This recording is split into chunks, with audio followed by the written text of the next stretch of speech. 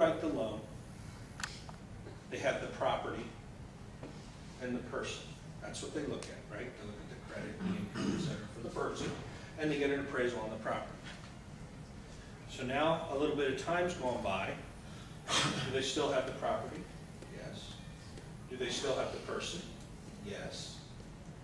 What if a payment's missed? What do they have? They have what's known as a non-performing asset. That's not good for a bank, because that means they have to put more money and keep more money in their own bank account, where, you know, of course, they're paying, what, 0.25% to themselves. They have to keep more money in reserve. So it's not good when a bank has a non-performing asset. So we come along and we say, look, we want to take over this loan. The original borrower is not going to be released. So now what do they have? And we bring it current. Now what do they have? They have the property. You still have that, right? They still have the original borrower when we told them that. They have us, and they have a performing asset.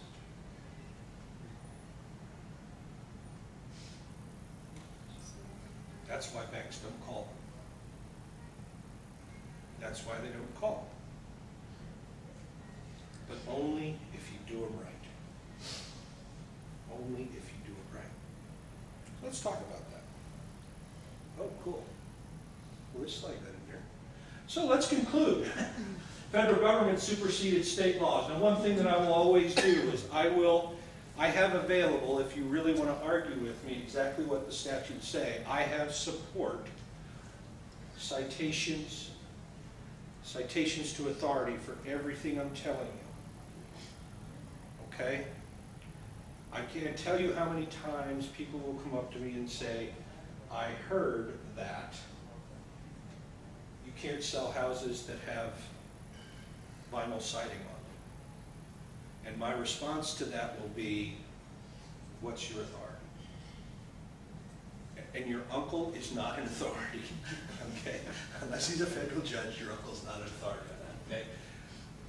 It happens all the time. So if someone tells you that this is illegal, you say, why do you say it's illegal? And I'll tell you, they're either going to say, that's what I heard, which is, you know, or they're going to say, well, it's not really illegal, it's just something that you don't see a lot of, or maybe it's something that you can get in trouble with. Yeah, I agree. If you do things wrong, you can get in trouble. Okay? You can do that when you drive your car. You do it wrong. I'd love to drive on the left side of the road. We got issues, right? We got issues. So yeah, like a lot of things, if you do it wrong, you can get in trouble. There's paragraph B3. The federal government encourages a lender to permit an assumption of a real property loan. Then they went on, they actually went on and said, and nothing in the law is to be interpreted to prohibit such assumption. So, I mean, they encourage it, they say, that's the old, if you want a second opinion, listen this time. That's really what they said. Okay? The regulations, HUD-1 instructions. I forgot one big thing. FHA loans. Some people accuse me of not having a life, but late one night, I was searching through various documents and things that the federal government puts out. We put out a hell of a lot of paper, by the way. And in one of their instructions for FHA government-insured loans, 1330.1, and it's on our website. We cite to it. You can go right there. In Appendix 14. Now, what person reads an appendix? I did. What it said in there was instructions for FHA loans. If you sell your house without paying off this loan, you and the new borrower are jointly liable for payment on the mortgage. for 5 years. Right. At the end of 5 years, if the loan is not in default, you are released from your obligation. Original borrower. What's that? It's paid off in 5? No, it's not paid off in 5 if it's not in default. At the 5-year, the original borrower, there's a form. Oh, surprise, surprise, right? There's a form that says, we sold this and the loan wasn't paid off 5 years ago. Attached is a copy of the deed. The loan is not in default. Verified by the lender. We want to be off this loan. And you are. Is that how they're written today? It's FHA. Yep. Is the way it's- Yep. Yep. What is that? That's an automatic balloon. I mean, a lot of times when you talk to people, say, I don't want to be on the loan for forever. Well, is it an FHA? Yeah, it's an FHA. Well, you know, as long as we keep this in place, it's 5 years. And then you're completely released. Who's responsible? What's that? No one's responsible? No, the borrower is. The person living in the house. The new buyer. Oh, so the responsibility shifts. Absolutely. So how do you handle the due on sale clause? What can you do? What can you do? Well, you can conceal and pray you won't get caught. I'm not a big fan of that. You can don't actively conceal, just don't tell the lender, or you can disclose. Well, let's look at some things. If you do conceal the triggering of the due on sale clause, you could be criminally guilty of false statements on a HUD loan, false statements on a conventional loan, mail fraud, concealment, conspiracy, racketeering, and have the opportunity of up to 25 years in prison and a $25,000 fine and triple damages. Now, if you do conceal the triggering of the due on sale clause, you will be involved in a different kind of real estate. Okay? It's 8 by 10, but there are some advantages. You do get clean sheets, 3 hots, and you do get a girlfriend named Bubba. So just, you gotta weigh that sometimes. And yes, the lenders are looking at this. In most states, I have had Bank of America attorneys teaching other lawyers, and they stood up and said, if you hear or if you are notified that the property has been put into a trust or a land trust, you write a letter to the original borrower and you ask them, are you the beneficiary under the trust and are you still occupying the property? If the answer to either one of those questions is no, they advise you to file a report of suspicious activity. Okay, it's about a half-page form. It goes to the investigatory arm of whoever regulates that bank. Now understand something. State law, that's the Attorney General, state police kind of thing. If it's a federally chartered bank, it's the FBI. And they begin investigations.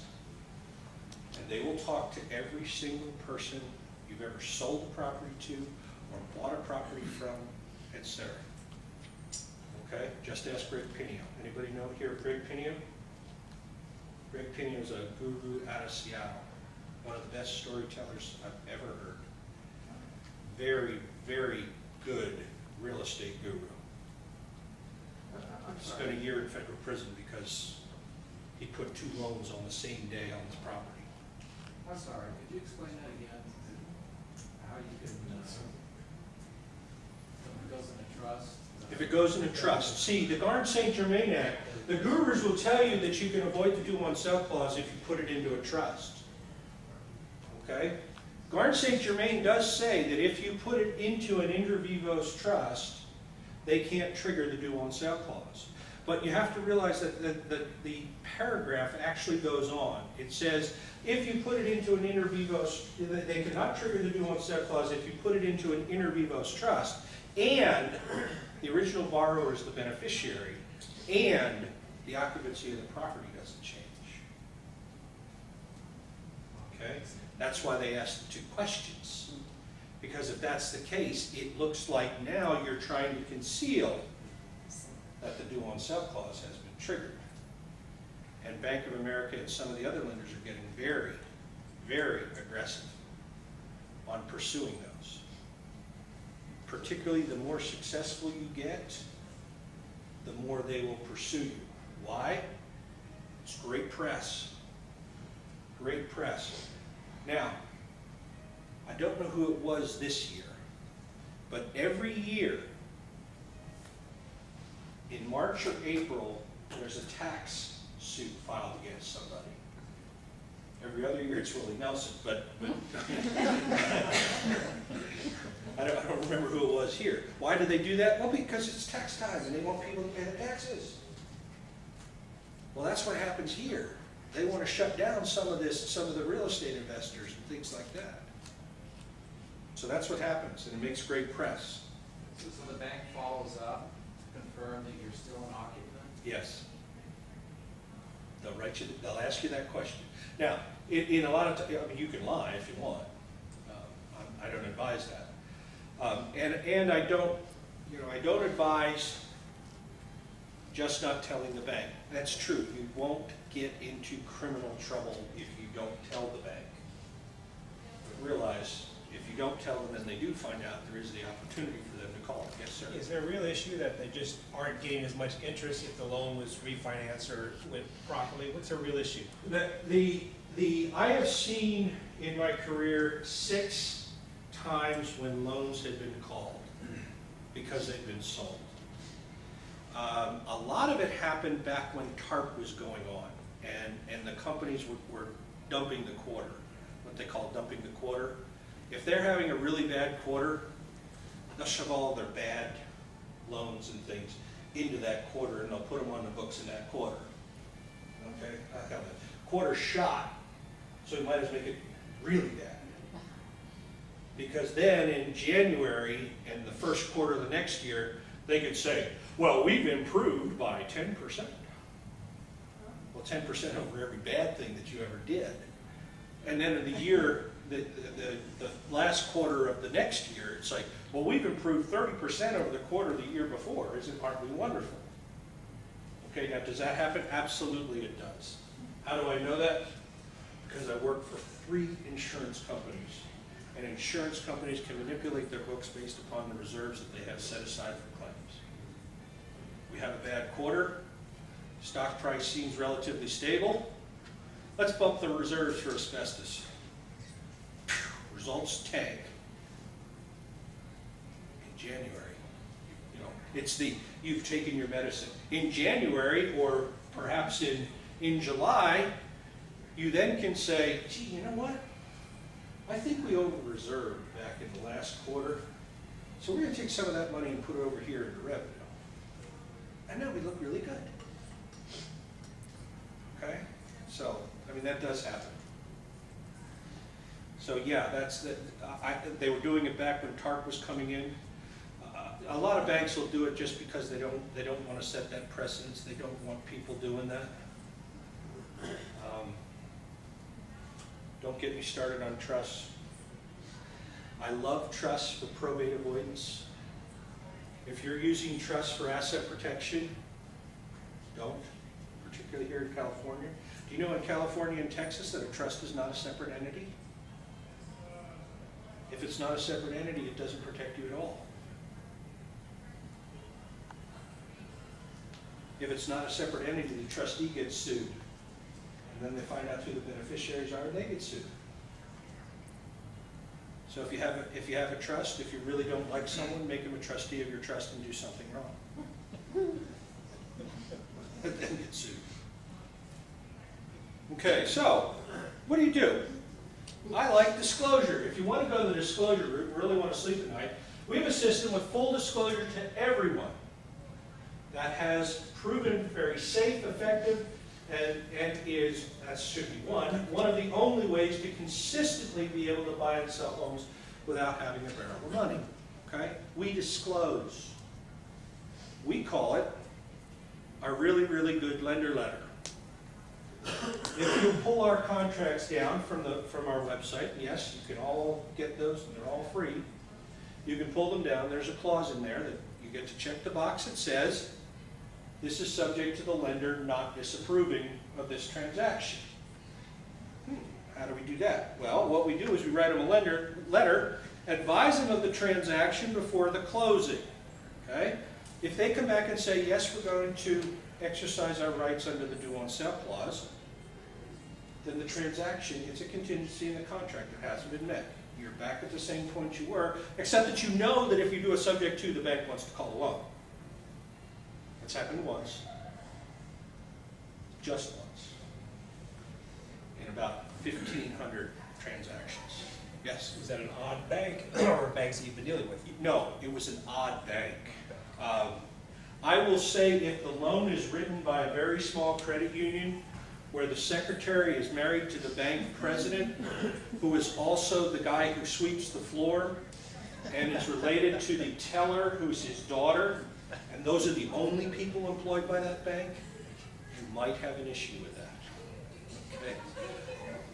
Okay? And please don't send them a letter or call them and say, you really don't want to do this loan. You really don't want to let me transfer this with the loan remaining in place, do you? That's not quite the wording we use. Okay? So we advise them of the transaction before closing. We ask that they notify us within 15 days if they're going to object. Oh yeah. And we send them a check for the arrears. And we say there that says that this check is contingent upon you accepting this transaction and not exercising your due on sale rights. If you're going to exercise your due on sale rights, send the check back. Yeah. Never got part of that. Cash it, then they. You bet. You bet. They never. Actually, that's not true. Almost never will they ever send the check back. I mean, a bank going to send a check back on a loan that's in arrears? Wait, we have the opportunity to make this a performing asset. We have an opportunity to get this off the liability side, back on the asset side. And you're not going to take that? Yes. It seems like it would take more than 15 days just for the letter to get somebody who's clued in enough to even know what to do with it. Here's what I say to that. The reason that I do 15 days is because in every single state in the union, 15 days has been deemed to be a reasonable time. Now, let me tell you about the one where they actually sent the check back. Cashier's check. I don't recommend sending them, but they sent a cashier's check for $16,000. And they sent the check back. And the investor got on the phone and said, what the heck are you guys doing? I sent you a check for $16,000. And they said, oh, here, you got to know the rest of the story. I feel a little like Paul Harvey. You need to know the rest of the story. Well, here's the story. This was a house in Austin. It was a $400,000 house. The loan balance was about $80,000. Okay, so the lender said, look,